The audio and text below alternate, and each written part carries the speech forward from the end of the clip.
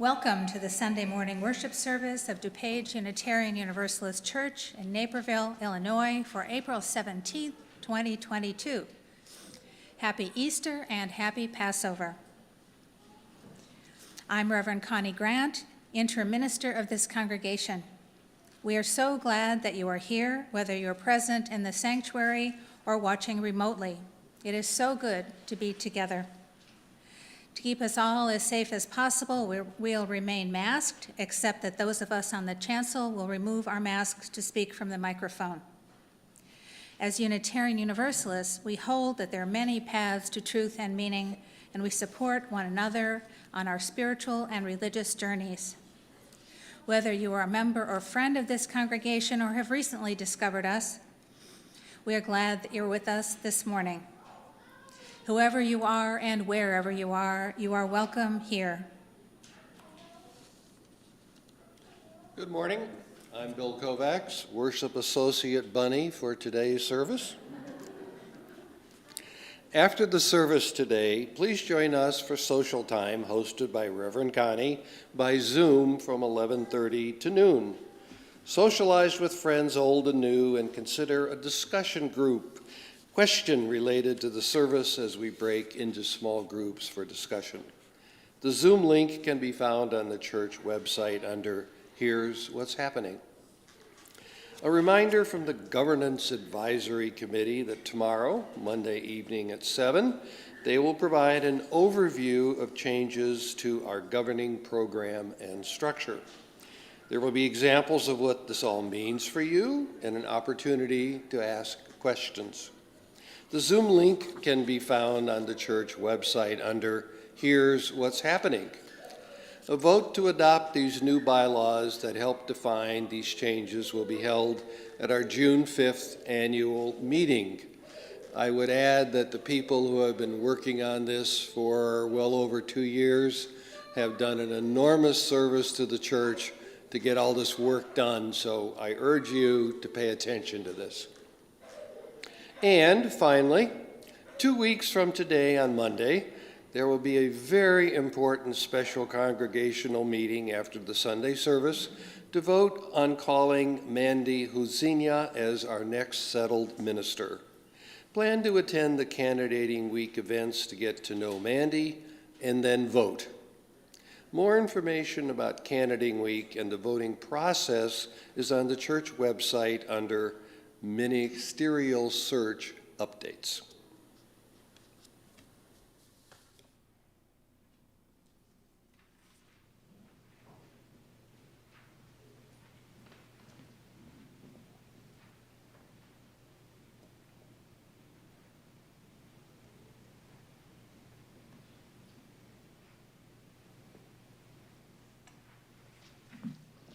Out of the darkness, light.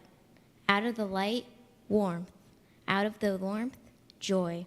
Out of the joy, togetherness. May this flame hold us for the time we are here with one another.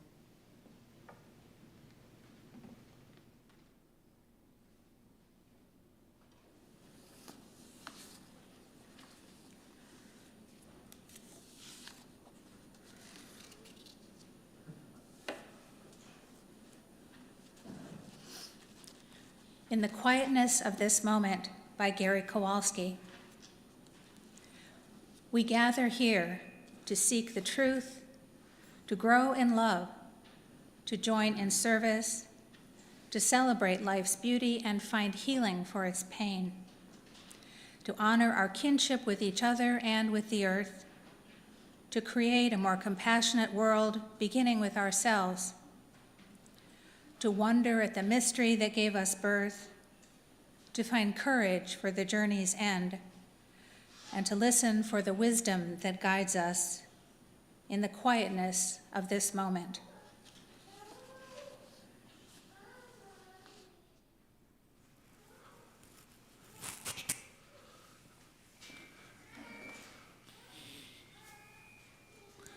It is time to gather.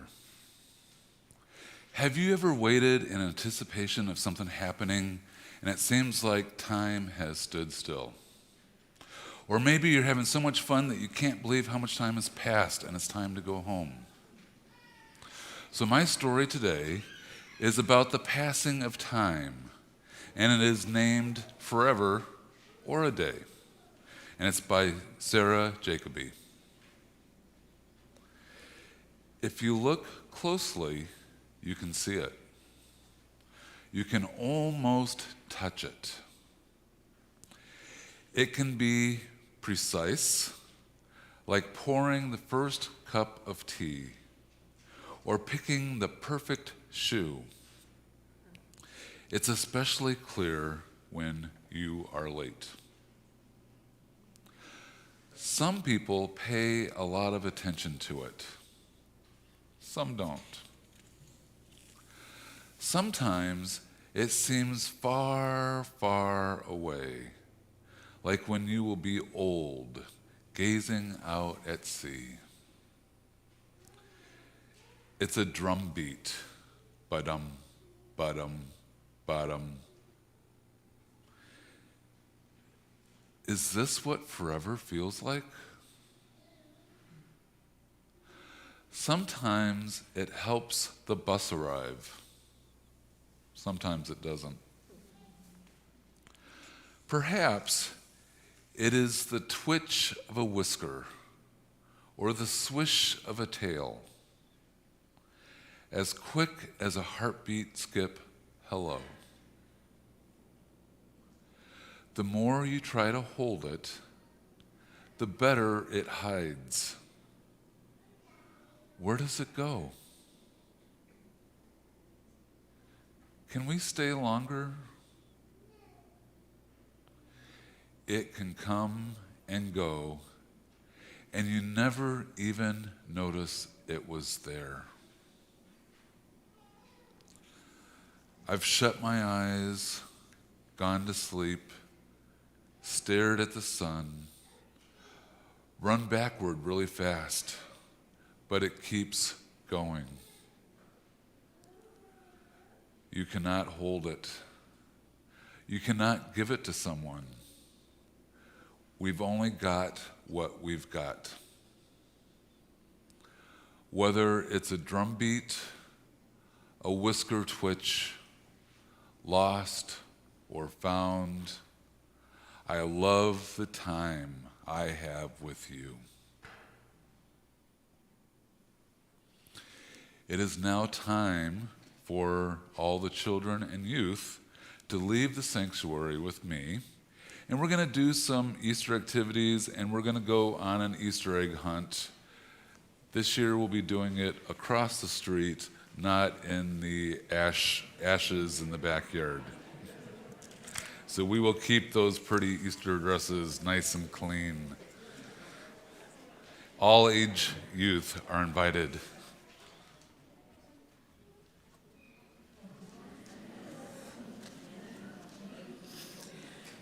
And now for those remaining in the sanctuary, please rise in body or in spirit and join in singing with our choristers while remaining masked. You may wish to remain risen for a responsive reading. Actually, it's a unison reading this time, and the hymn that follows.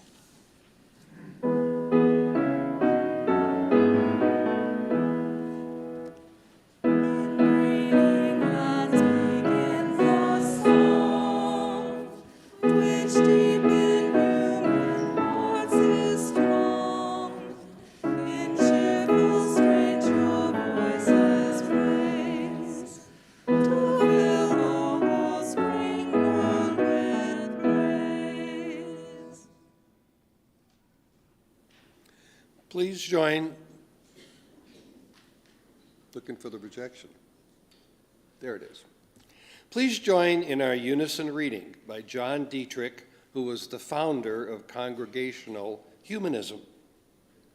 This be our aspiration, to accept the past in gratefulness and strive to add to the good of the future, to be honest in all our dealings and expressions, to advance the cause of freedom and justice, to maintain a free mind and an understanding heart, to live that we may die fearlessly, and to die in the knowledge that our lives have somewhat enriched the earth. We will now sing our hymn, which is number 61, Lo, the earth awakens again.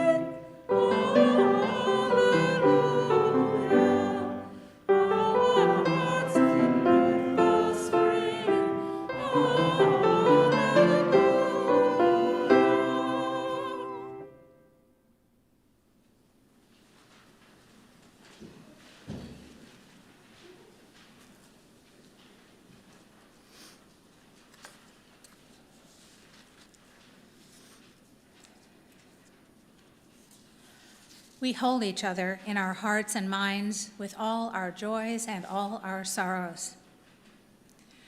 From Shay Corcoran, yesterday was the 15-year anniversary of the Virginia Tech shooting. Mary Karen Reed, who was killed there at the age of 19, is dearly missed. In a notebook entry, Mary Karen Reed wrote, "When a deep injury is done us, we never recover until we forgive. Forgiving is not forgetting. It is letting go of the hurt."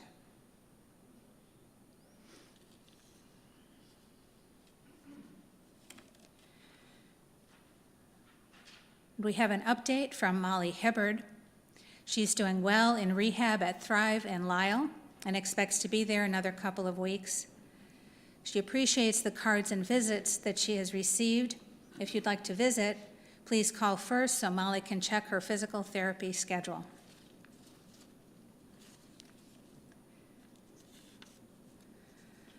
And from Joe Lindsley, we have a joy.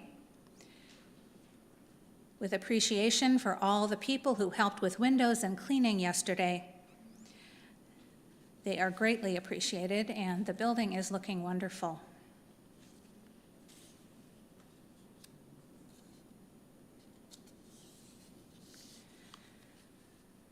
We remember those who are experiencing losses of various kinds and those facing health challenges. As the Russian assault on Ukraine continues, we pray, we focus our thoughts and energies for safety and strength for the Ukrainian people. We pray for peace. Even when the cares of the world weigh on us, may we find joy in our connections with each other and in the pleasures that life holds. Let us care for one another and for ourselves in all the ways we can. As we hold each other in our hearts and minds with all our joys and all our sorrows, let's take a moment to be quiet together.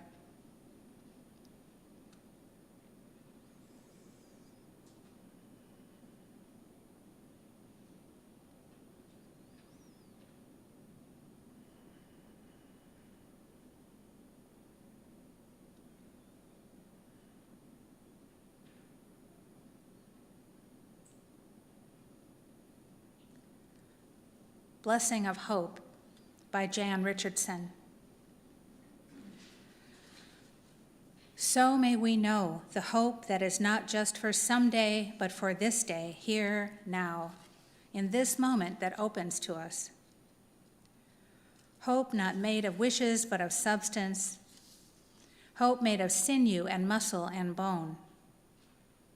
Hope that has breath and a beating heart.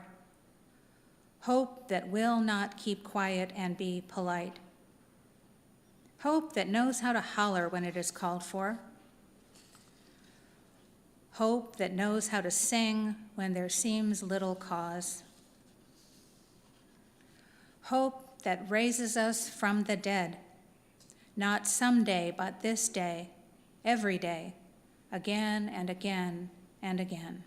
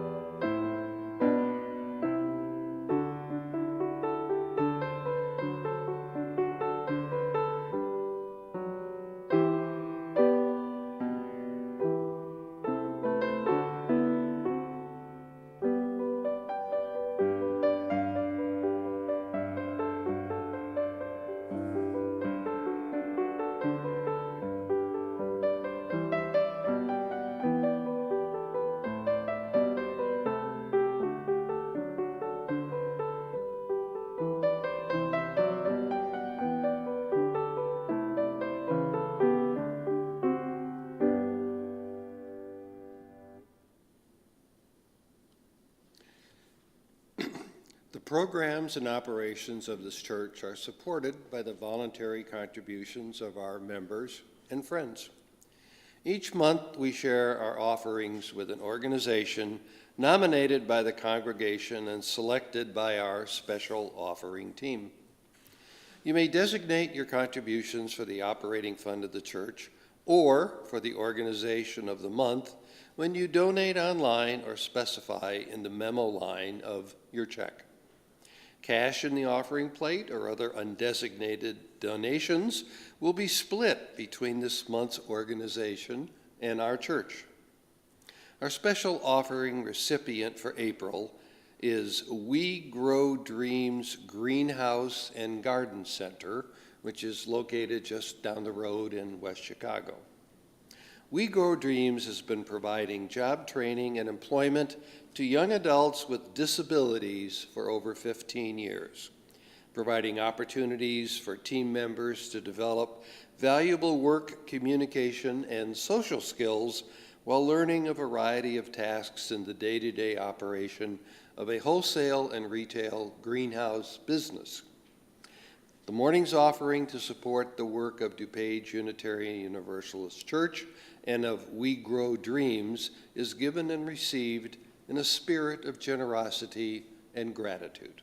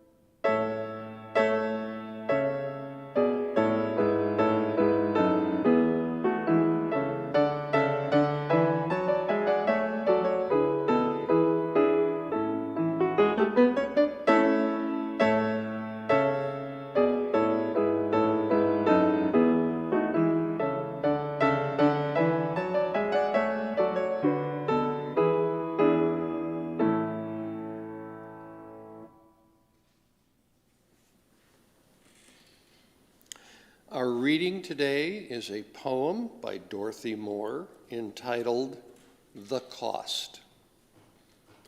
Death is not too high a price to pay for having lived. Mountains never die, nor do the sea or rock or endless sky. Through countless centuries of time, they stay eternal, deathless. Yet they never live. If choice there were, I would not hesitate to choose mortality. Whatever fate demanded in return for life, I'd give.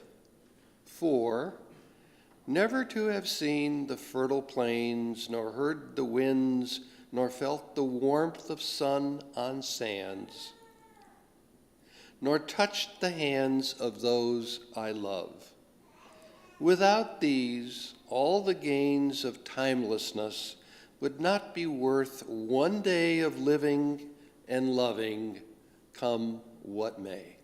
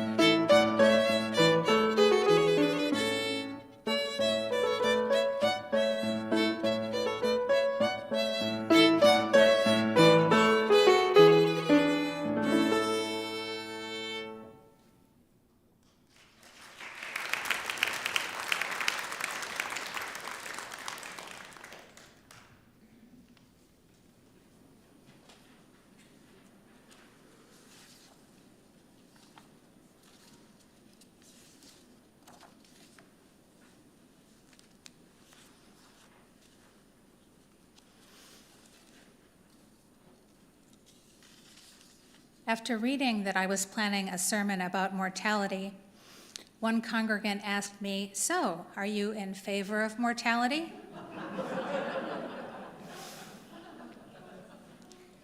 And I replied, on the whole, yes, except when death comes too late or too soon. I'm also in favor of being aware of our own mortality. For me, this means living without fear of death, recognizing life's finiteness, and appreciating the moments of our lives. The poet Mary Oliver wrote, "To live in this world, you must be able to do 3 things: to love what is mortal, to hold it against your bones, knowing your own life depends on it, and when the time comes to let it go, to let it go."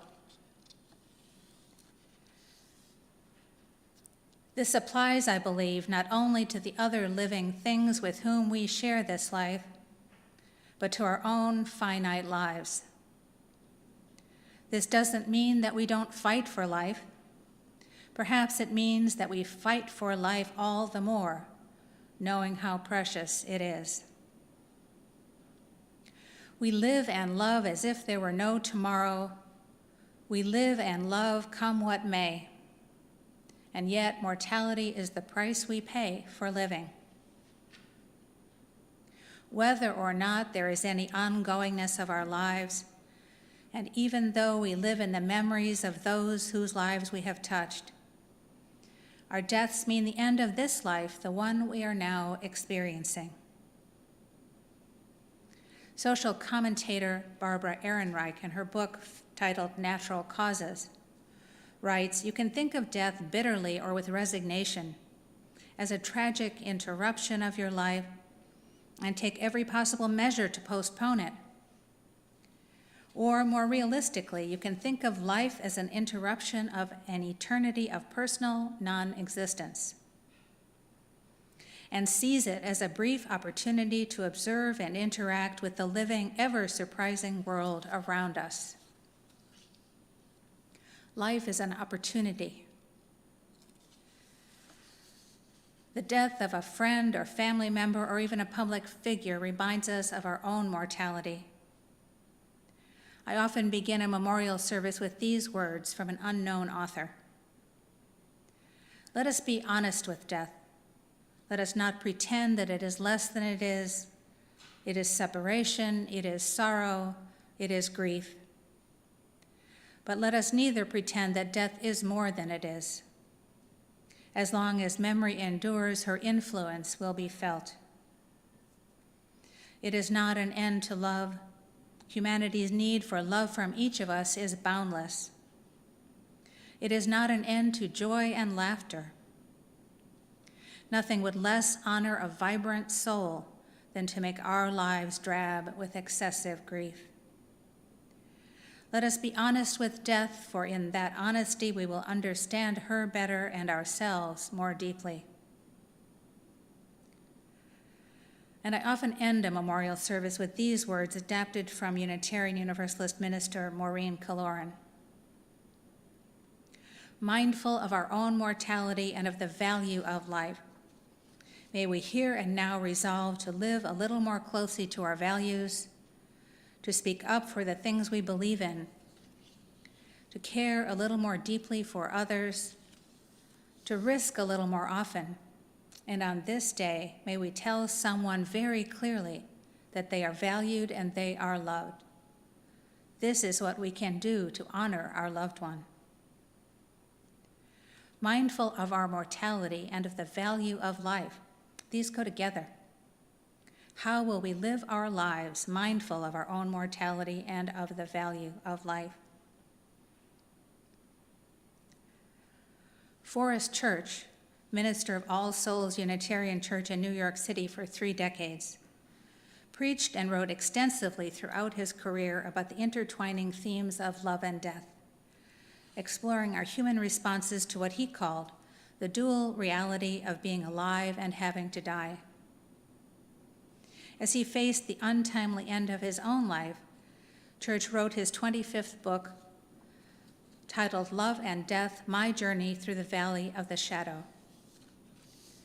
Church wrote, "There are so many instances in our daily lives when our fears stand in the way of our potential to love.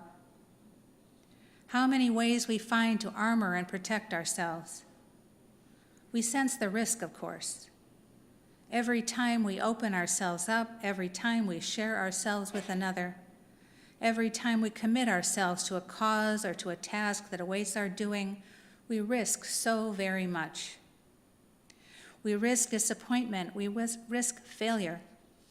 We risk being rebuffed or being embarrassed or being inadequate. And beyond these things, we risk the enormous pain of loss. For instance, he says, however much we try, we cannot fully protect our loved ones from illness or death. However much we love them, we cannot insulate them from failure and disappointment. However much we would wish to do, there are times when we are powerless to heal or save. We pay for love with pain, Church wrote, but love is worth the cost. As he faced the immediacy of his own death, Church provided some philosophical and theological musings, as well as some practical suggestions about how to live with the dual reality of being alive and having to die. He suggested that to be free to accept death is to be free, period. And Church offered what he called hints, simple but profound, for attending to the unfinished business in order to live fully and to be free to accept death. These are his hints. First, begin here where you are. So much of what we want, we have already. Begin now. You have everything you need, plus the bonus of today, one day more than you will have if you wait until tomorrow. Begin as you are.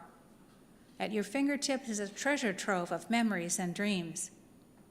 Put one good memory together with one good dream, and you are ready to begin.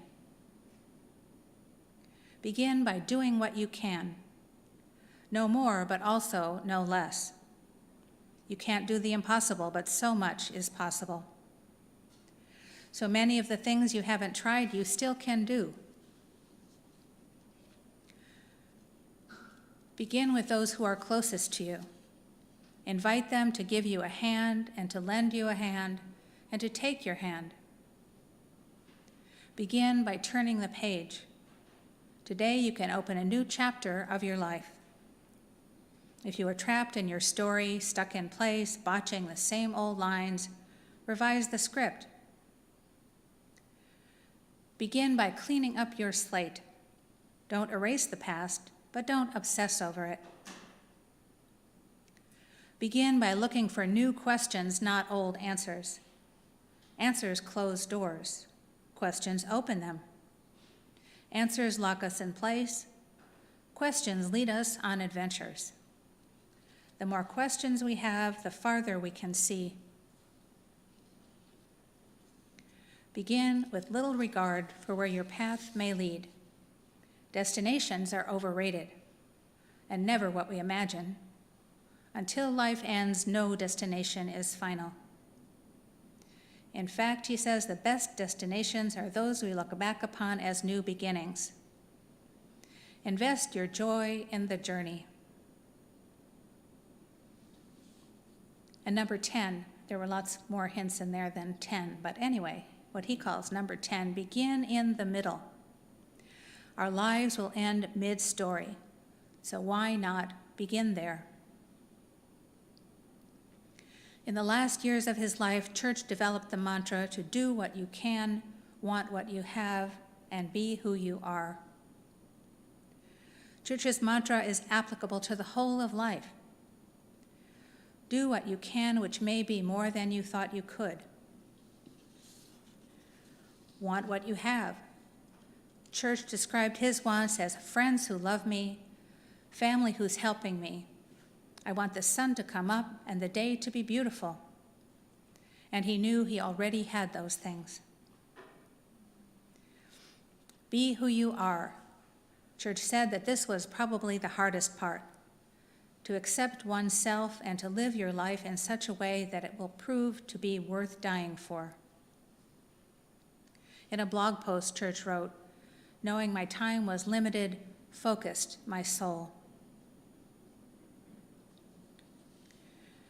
As the playwright Bertolt Brecht suggested, we need not fear death so much, but rather the inadequate life. This quiz, titled, "Is There Life Before Death?" has been passed through the living tradition of Unitarian Universalist ministers, offering some questions for consideration and reflection.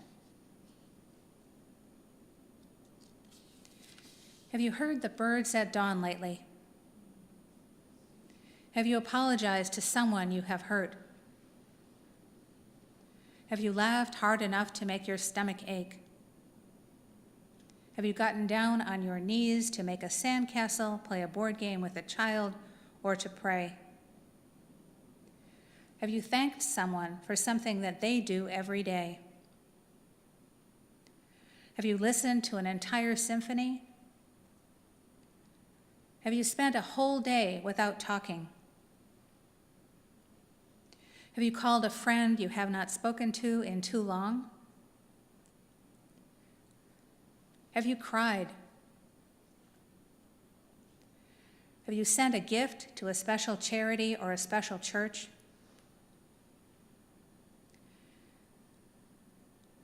Better yet, have you gotten your face seen and perhaps hands dirty doing something active for that charity or church? Some of you did that yesterday. Have you blessed a loved one with a prayer of thanks? Have you visited a depressed friend? Have you written down a dream? Have you sung out loud in the shower or in public? Have you visited the place where you grew up? Have you listened to someone's pain without offering advice? Have you dared to share your own distress or a problem? Have you thought about death and the value of each day with clarity? I'm going to guess that most of us would have room for improvement. And maybe you would have different questions to ask yourself about how you are living the days of your life. We human beings are mortal, and we know it. Whether long or short, our lives are finite. And our mortal lives are for living. Within the bounds of our mortal lives, resurrection is possible. The human spirit can be healed, become whole, experience rebirth. We can rise up, come back to life, like the blossoms of spring that prove that the tree wasn't really dead after all. Another reading I often use in a memorial service is this one by Robert Ingersoll, titled Mystery of Life. Ingersoll was a contemporary of Mark Twain, and he was known as the great agnostic. Ingersoll wrote, "Before the sublime mystery of life and spirit, the mystery of infinite space and endless time, we stand in reverent awe. This much we know. We are at least one phase of the immortality of life. The mighty stream of life flows on, and in this mighty stream we too flow on, not lost, but each eternally significant. The spirit never betrays the person who trusts it.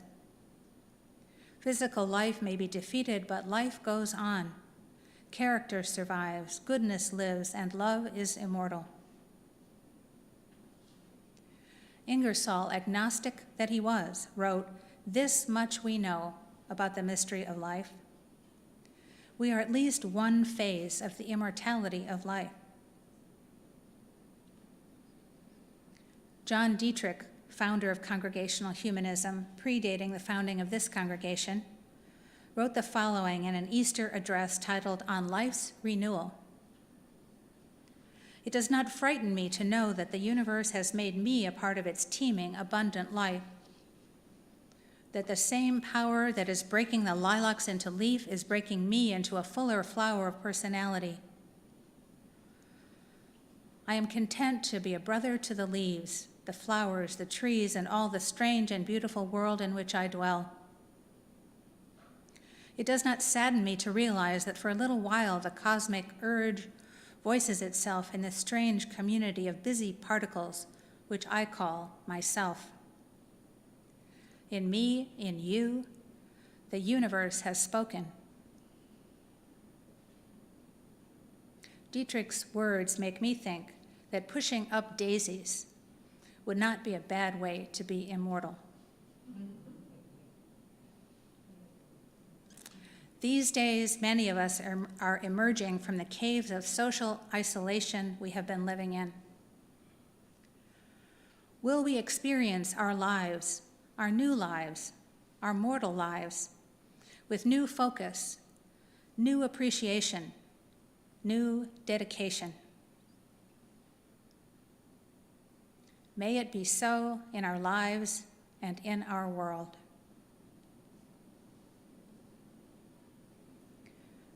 Will you rise now, in body or in spirit, and join in singing our hymn, Let It Be a Dance?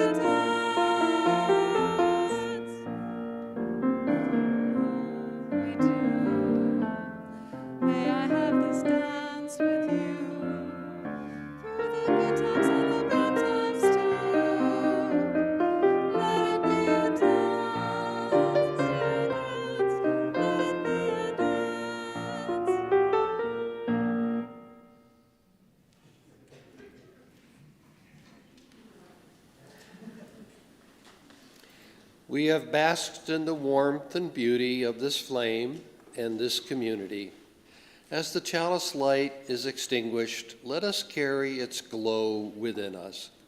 Let us kindle new sparks within our walls and beyond.